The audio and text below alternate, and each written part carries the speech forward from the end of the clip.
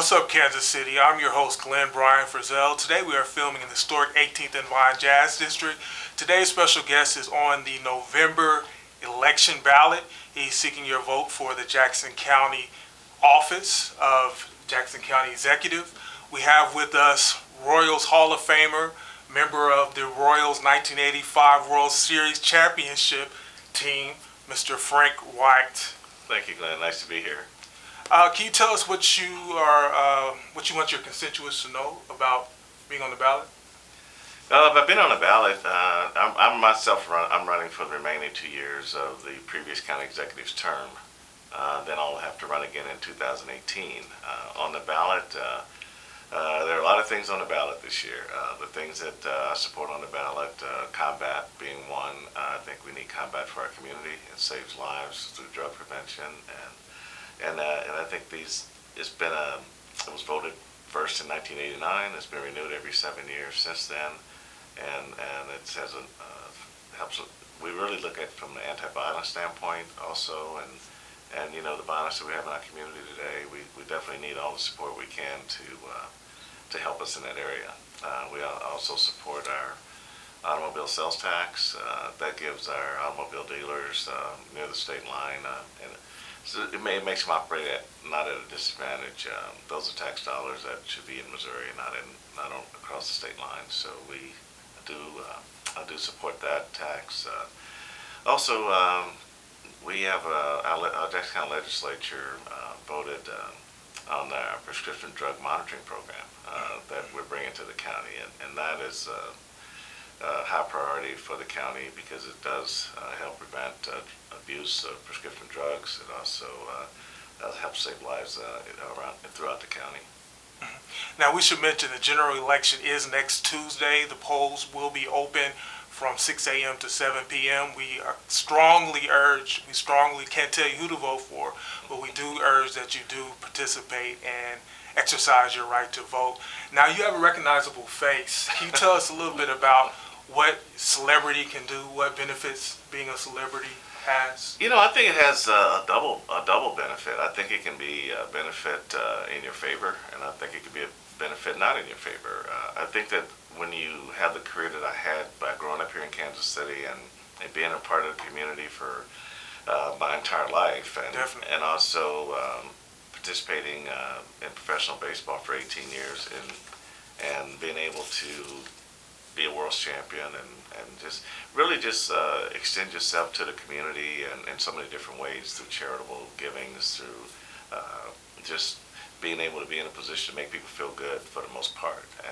But I think on the other side, on the first, you build trust on one side, but then all of a sudden people put a different type of trust in you when they want you to actually do something from a political standpoint to help to make the community safer and better. And so you have to remember your integrity. You have to remember that they put you here because they trust you. They trust you to do the right thing for the community and the right thing for the office that you run for. And I think so you always have to balance the two. You got to make sure that you don't abuse the trust that the people put in you to do this job. Interesting. You mentioned integrity and doing the right thing. I was at my barbershop not too long ago. It's half barbershop, half hair salon. And it was during the World Series parade. And I'm like, they're not showing enough of Mr. Frank White. Put Frank White on the television. But I would like to ask you, you gave your state of the city address, not state of the county, address not too long ago. And you mentioned several things. I'd like to ask you what your administration is going to focus on after the election. You talked about, you drew parallels about taking a stand, and two of your heroes who stood up and took a stand, Jackie Robinson, who I'm sure people are familiar with, and Hiram Young, who I wasn't familiar with. I'm not sure too many other people would know, but he was a former slave and a very lucrative businessman. He built wagons here in Kansas City during the Oregon Trail, I guess you could say, movement. But you mentioned that your administration should take a stand. We should all take a stand against discrimination, violence, and against all crimes, and number 3, against poverty.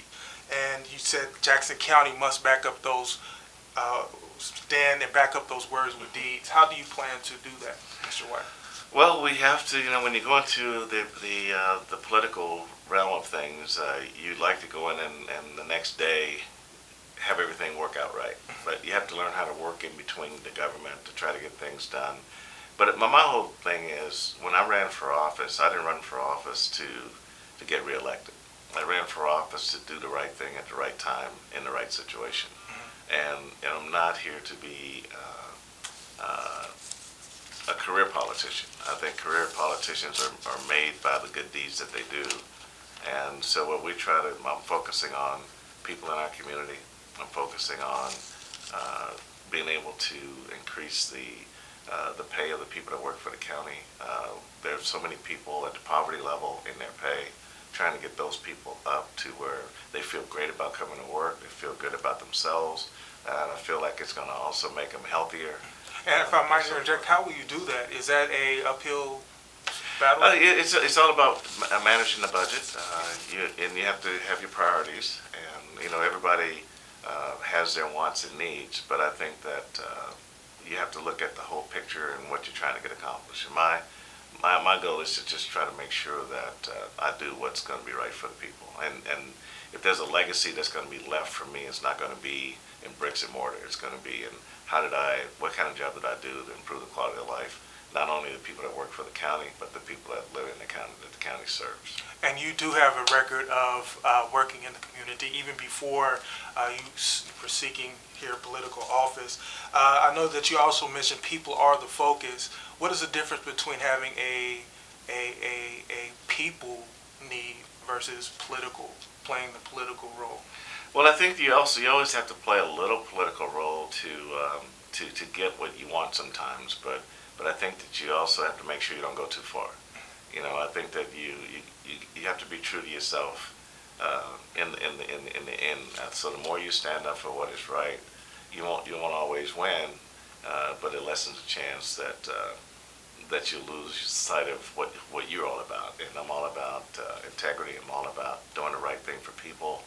And I think as long as you stay true to yourself, it'll at least make you feel better about the things that you're trying to do. I think the one thing that you find yourself in sometimes is you're trying to balance. As a county executive, you're one elected official over probably 1,300 associates. And so when I went in, I said, well, it's a political office, but I can't operate it as a political office because you affect so many people. And so you just try to work with the legislature. You try to work with people who may want you to do certain things in the community. And you just try to balance it all, but it's all based on the budget and what's available, and then that's how I try to do things. Now you came in with experience as being the first district at large Jackson County legislator, and I guess around the same time the Royals were doing pretty good. We took the championship, and you also got to visit the White House. How Yes. awesome of an experience was that? I mean, you served as a mentor to all of these baseball players. Having won a World Series yourself in '85, some say 30 years is too long. How was the magic of last year? How was all that? Well, let me say 30 years was too long. I never envisioned it would take that long, but based on all the success that we'd had leading up to 1985. But I think it started really in 2014 when the Royals went to the World Series and lost in the seventh game, and then they come back in 2015. 2 times in a row. And then they really had captivated the fans by then. And I think that when you play the game, at least when I played the game and we were in our winning seasons, it was all about how the people felt. It's like everywhere you went and how happy they were, and everybody seemed to be getting along. Everybody seemed to be, for that period of time you're in the World Series, everybody's on the same page. Everybody's pulling together, and it creates a brand of excitement that I don't think any one player can even express. And I think the fans last year at the parade, I think they pretty much expressed it for everybody because you have 800,000 people in one area, and you only have 3 incidents. I mean, it's amazing how the focus was on the year, the series, the players, and how proud everybody was to be from Kansas City and be a Kansas City Royal supporter. Well, Mr. White, I definitely want to say we here at Cascade Media Group are very proud of what the Royals achieved last year, and we know that you did not play a small role in that. So Thank you. thank you very much for bringing that excitement to us. Hopefully it will return here sometime soon. Maybe the Chiefs this year. You are being honored next week by the Native Sons and Daughters of Greater Kansas City. Can you tell us a little bit about that? Well, it's a great honor. It was one that was very surprising when they came to me and said they wanted to present me with this award. And you know, they're one of the oldest, most notable historic groups in the area, and you really are impressed with their ability to preserve the history of baseball in our community and honor some of the players before me and myself, and it's such a tremendous honor, and I'm just looking forward to November 10th at the stadium to receive it. Well, congratulations. Thank you. Tell us a little bit about some of the challenges and successes that you faced during your current tenure as acting county executive. Oh, challenges. I think the biggest challenge is really just getting to know the administration, getting to know people, getting people to trust you that you have their best interests at heart. And I know that when you have an executive staff, you know, they're pretty much on your timetable. I mean, usually when a new county executive comes in, you make a lot of changes, and what I wanted to do, I wanted to come in and work with the people that were there, and give them the confidence to show me that they could do what I needed to do, work under me, and so that was my way of just going slow, and really just branding myself with them so they would get to know me not only as a former athlete, but a person who genuinely cares about not only the community, but cares about them as people. And so basically, if I'm successful in November, then I have 2 more years, and so I try to encourage them to think the same way that I think. You know, if I have 2 years, then I try to encourage them to think you have 2 years. And so that forces us all to work hard for 2 years and try to get some things accomplished. And if we accomplish enough things, then we'll be successful maybe for another 4 years. Mm-hmm. And has there been any challenge in terms of learning, I don't want to say being a small fish in a big pond, but learning I guess the administrator role of the proper channels? Well, the county's huge, and Where the power flows through. Yeah, very large county. And I mean, you have the internal building, and you have your elected officials, you have your sheriff, you have the prosecuting attorney, you have the legislature, you have your judges. So you have to learn to interact with all those people. You have external, like emergency management is Independence, we have Public Works in Green Valley, we have Parks in Lee Summit. So you have to learn how to manage from afar. So you have to trust your chiefs and your deputies to manage their departments, manage their people, but it's all at my direction. And I think that is what I like about it, is that just being able to come in there and do some things that make people feel good about themselves. I mean, I did simple things. I mean, when I first went in there and started walking around and meeting different people in different departments, it's amazing how someone having a name tag what means to someone, when someone can call them by their name, and I think that was one of the first things that I did, and it was well received. Have you did you have to work at getting anybody to trust you? I think you're always working at that. I think that never goes away. I think that you always have to provide good leadership. I think you have to be consistent in what you do, and I think that you have to really take a genuine interest in your people. And I think people are what's going to make this work. I mean, I'm no good without. I will be no good without the people that work for me, and we're all in this boat together. We all pulling the rope in the same direction. And my job is to make the right decision at the right time on the right situation.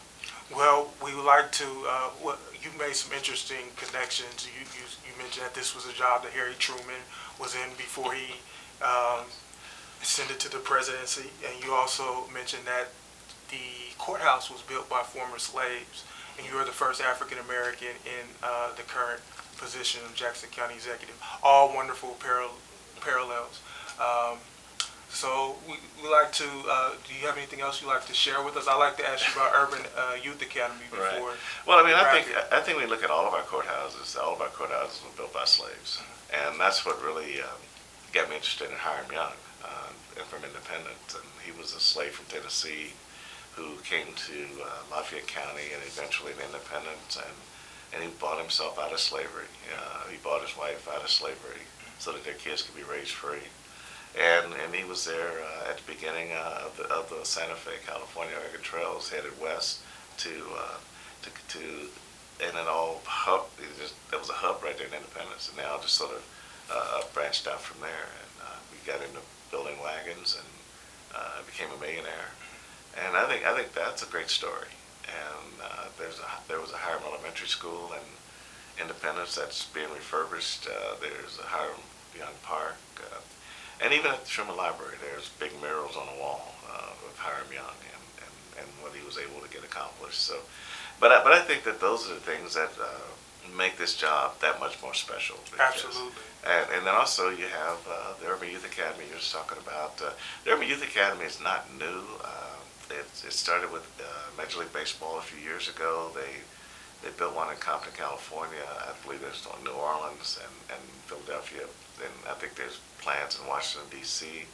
But the Urban Youth Academy is sort of an extension of the RBI program that we have worked here through the Boys and Girls Club. And the Urban Youth Academy, what it does, it gives our youth an opportunity year-round to perfect their trade of baseball. I don't know all the administrative parts that's going to be involved there, but it's built at Parade Park. Parade Park is where I played all my Little League games as a youth, and to be able to bring it back to the community and make it part of the community. How exciting. I think that's great for our kids. I mean, I think anytime you can do things that are going to help our youth develop not only in sports, but also intellectually, I think you got to always be for that. Oh, definitely. And I have one last question for you. We here talk about becoming complacent in our roles. We want to remain awake. We want to remain engaged. We want to remain active. Do you have any words that would challenge us not only to participate in this election next Tuesday, polls from 6 to 7 o'clock? Right. We want you to go vote. But what can we do after the vote? How do we remain active? How do we remain I think learning the political people that affect your district, whether it be on the legislature, the city council, my office, through the county legislature. Everyone has elected officials over a district. We have 9 legislators, and they all are responsible for a district here in the city. You have city council people who are also responsible. So I would say get to know who these people are, get to know what they're doing in the community. Don't be afraid to reach out and with your compliments or your complaints. You know your district better than anyone else. And how do we reach you? You can reach me at the courthouse. I'm easy. Okay. Just say I want to find Frank White, and you get all kind of fingers that get pointed in the right direction. That's still on Lexington, right? No, we have a historic courthouse in Independence, and we also have the main courthouse downtown. Downtown. So we alternate every Monday because of legislative meetings. Okay.